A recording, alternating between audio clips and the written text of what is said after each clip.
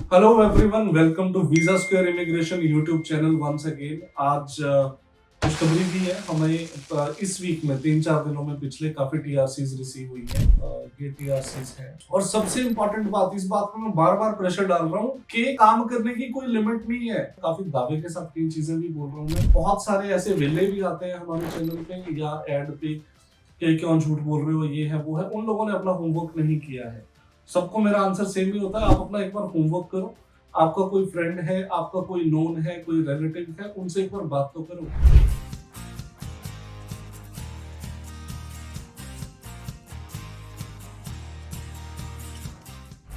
ये TRC basically होता क्या है, इंपॉर्टेंट क्यों है टीआरसी? टीआरसी जैसे आप यूरोप की किसी भी कंट्री में जाते हो तो आपको वहां पे टेम्परेरी रेजिडेंट परमिट मिलता है। वो इस कार्ड की फॉर्म में मिलता है, ऐसे कार्ड मिलते हैं आपको। इनके बेसिस पे ही आप काम कर सकते हो। ये 11 टीआरसीज हैं, मैं आपको दिखा भी देता हूँ। मीरा राठी है, आयशा खान है, आरव पटेल। ये आपका बेसिकली जैसे हमारे यहाँ आधार कार्ड है, ऐसे ही आपका वहाँ टीआरसी कार्ड होता है। इसी पे आपको सारी फैसिलिटीज मिलती हैं जो भी एक स्टूडेंट को मिलनी चाहिए। ये सारी टीआरसीज या तो हमें लिथुआनिया में यहीं से रिसीव होती है या स्लोवेनिया में रिसीव होती है। इसलिए कंपैरेटिवली 1-2 महीना ज्यादा लग जाता है। जिन कंट्रीज में 3 महीने का वीजा मिलता है जैसे लातविया, उनमें थोड़ा सा प्रोसेसिंग टाइम कम होता है। जिस कंट्री में कोई लिमिट नहीं है काम करने की, जिसमें आपको वेज रेट 8 से लेके 15 यूरो पर आवर मिल रहा है, तो 2 लाख रुपया कोई बड़ी अमाउंट बनती ही नहीं है। अगर आप नॉर्मली भी 10 घंटे डेली काम करते हो स्टडी के साथ, स्टडी बहुत ज्यादा नहीं होती, 2 से 3 घंटे की क्लास होती है, 2 से 3 बार वीक में होती है। उसके अलावा आपके पास फुल टाइम होता है काम करने के लिए। कोई भी कंट्री कब अलाउ करती है किसी भी स्टूडेंट को, इंटरनेशनल स्टूडेंट्स को, कि आप फुल टाइम काम करो जब उनके पास शॉर्टेज है। अदरवाइज तो अगर उनके पास शॉर्टेज नहीं है तो उनके वहां के जो सिटीजन है वो काम करेंगे ना, उनको प्रायोरिटी देती है हर कंट्री। बहुत ज्यादा माइग्रेशन इस कंट्री में नहीं हुआ है, बहुत लिमिटेड इंडियंस हैं यहाँ पे, बट ये आने वाले 2-3 साल में बहुत पॉपुलर होने वाली है, जिसके बहुत सारे रीजंस हैं। एक बार इनकी कंडीशन फुलफिल हो जाएगी, इनको एक लिमिटेड नंबर है जो वहां पे लोग चाहिए, उसके बाद ये लोग फिर आपको मना कर देंगे। फिर इन्होंने कुछ शर्तें लगा देनी है। अभी ये शर्तें नहीं है। जैसे कनाडा, ऑस्ट्रेलिया में आज से 10 साल, 12 साल, 15 साल पहले जो लोग गए थे और आज वेल सेटल्ड है, ऐसे ही ये कंट्री है। अब जो लोग इसमें जाने वाले हैं वो लोग बहुत इजीली सेटल होंगे। ये बातें मैं दावे के साथ बोल रहा हूँ। बहुत सारे हमारे स्टूडेंट हैं, हम आपकी उनसे बात भी करा देंगे। आप अपना होमवर्क भी करो, अपनी रिसर्च भी करो। जो बेसिक जॉब्स होती हैं, किसी वेयर हाउस में काम कर रहे हो, किसी कैफे में जॉब कर रहे हो, या आप डिलीवरी की जॉब्स कर रहे हो, उनमें आपको 7, 8, 9, 10 यूरोस तक मिलता है। हमारे स्टूडेंट्स हैं ऑलरेडी जो आपको जॉब दिलाने में भी हेल्प करते हैं।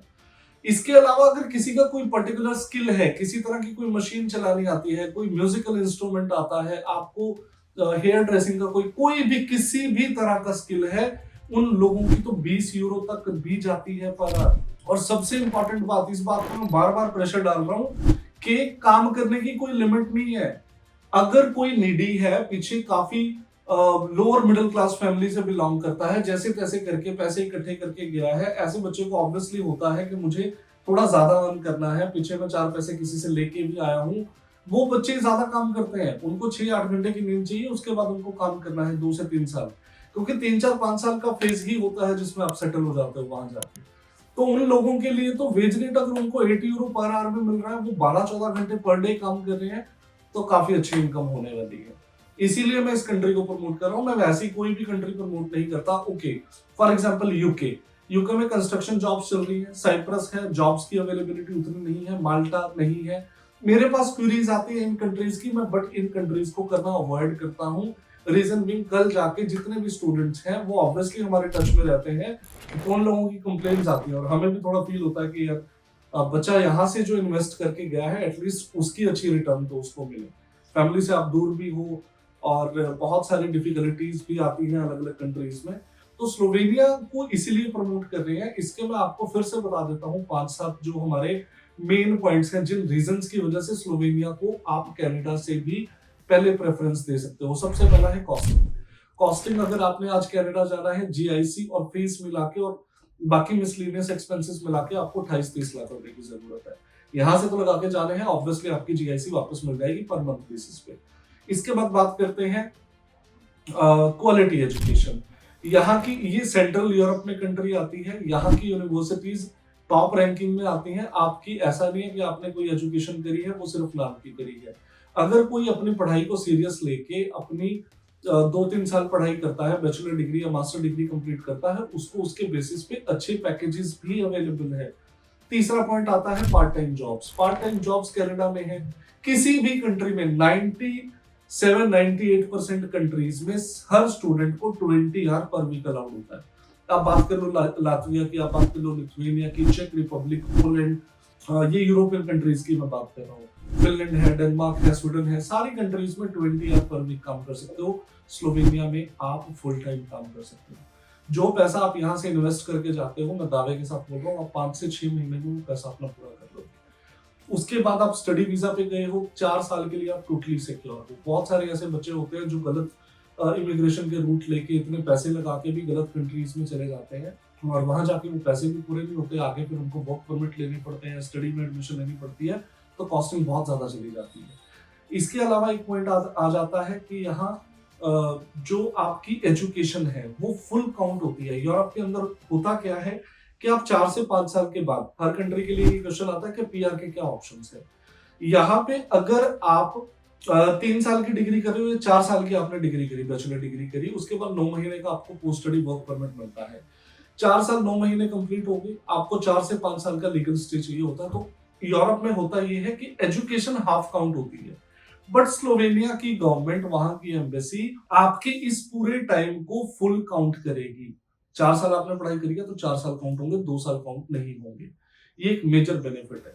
इसके अलावा इंडिया की इनके साथ एक ट्रीटी है जिसमें आप जो भी स्टूडेंट वीजा पे बचे हैं, जो वो अर्न कर रहे हैं, आपकी कोई टैक्सेशन नहीं है। आप टैक्स भरते हो, वो सारा का सारा टैक्स आपको वापस मिल जाता है। उसके बाद इनविटेशन पे आप अपने स्पाउस को भी बुला सकते हो वहां पे। इसके अलावा एक बेनिफिट आ जाता है, जितनी भी लो कॉस्ट कंट्रीज हैं यूरोप की, जैसे जिसमें लातविया, लिथुआनिया, चेक रिपब्लिक, पोलैंड, हंगरी जैसी कंट्रीज आ जाती है, अभी बोल रहे हैं कि साइप्रस, माल्टा जैसी कंट्रीज भी आ जाने वाली है। इन सारी कंट्रीज में ऑब्वियसली इनको समझा जाता है कि लो कॉस्ट की कंट्रीज है, यहाँ लिविंग एक्सपेंसेस कम होते हैं। इन सारी कंट्रीज में सेम इज अबाउट स्लोवेनिया, यहाँ पे आपका वेज रेट सबसे हाई है। चाहे आप हंगरी की बात करो, आप पोलैंड की बात करो, यहाँ वेज रेट आपको हाई मिलता है। इवन यहाँ पे पोर्ट्स भी हैं, बंदरगाह जिसको बोल देते हैं। अगर कोई थोड़ा बहुत ट्रेवल करके वहां पे जॉब करता है, वहां 20-22 यूरो पर आवर भी मिलता है। ऐसे स्टूडेंट्स हैं जो पोर्ट्स पे काम कर रहे हैं, या उनको तो बहुत सारी जॉब्स ऐसी अवेलेबल हैं, वो लोग हेल्प भी कर रहे हैं जो स्टूडेंट अब जा रहे हैं। ये सारे स्टूडेंट जाएंगे, इनके फीडबैक भी हम लेंगे। तो वेज रेट हाई होना भी एक बहुत बड़ी ब्लेसिंग है यूरोप के अंदर, क्योंकि आप यूरो में अर्न करते हो। यहाँ पे आपको 8-10 यूरो बहुत अच्छा होता है, 100 रुपए के आसपास का यूरो है। अब बात करते हैं एलिजिबिलिटी। एलिजिबिलिटी क्या है? यहाँ पे कोई आईएलटीएस पीटी की आपको रिक्वायरमेंट नहीं है। आपके 50% से ज्यादा मार्क्स होने चाहिए, आपके अकाउंट में 8-10 लाख रुपए होने चाहिए 2-3 महीने पुराने। अगर नहीं भी है, जैसे आप प्रोसेस शुरू करते हो, विद इन 10 डेज 20 डेज अगर आप पैसे रख लेते हो अकाउंट में तो भी चलता है। 12th के बाद आपका 6-7 साल का गैप भी एक्सेप्टेबल है। आपकी एज 25-26 मैक्सिमम होनी चाहिए। अगर बात करें हम किसी ने बैचलर कर रखे है, मास्टर्स के लिए जाना है, उसका 9-10 साल का गैप भी एक्सेप्टेबल है। आपकी एज 35-36 होनी चाहिए। तो हमारे पास अभी सितंबर इनटेक चल रहा है। सितंबर इनटेक वाले स्टूडेंट जो हैं वो सिर्फ इस महीने जा रहे हैं। इस महीने भी हमारे पास आप मान के चलो 20-25 डेज हैं। हम एक्सक्लूसिव पार्टनर हैं यहाँ की यूनिवर्सिटीज के। 13 यूनिवर्सिटीज हमारे साथ डायरेक्ट टाई अप में है।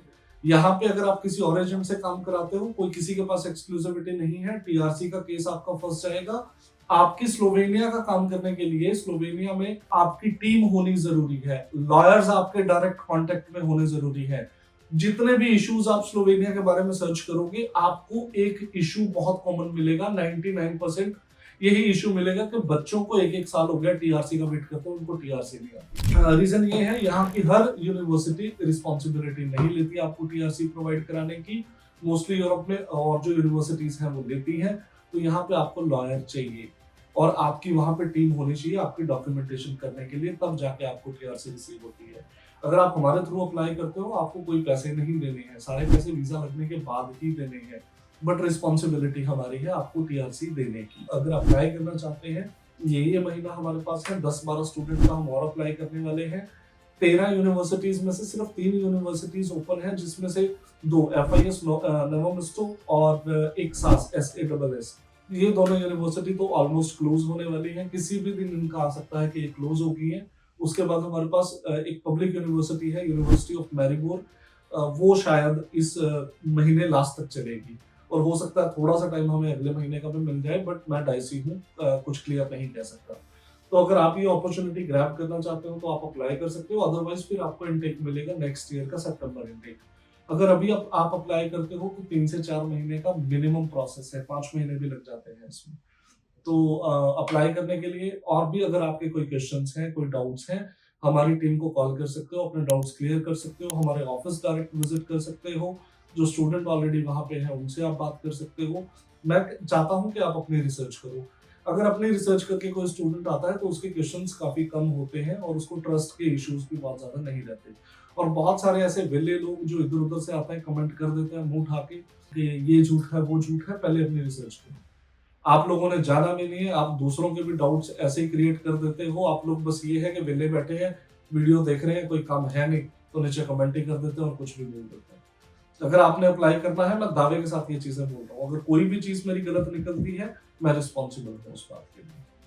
तो thank you so much for your time, keep watching.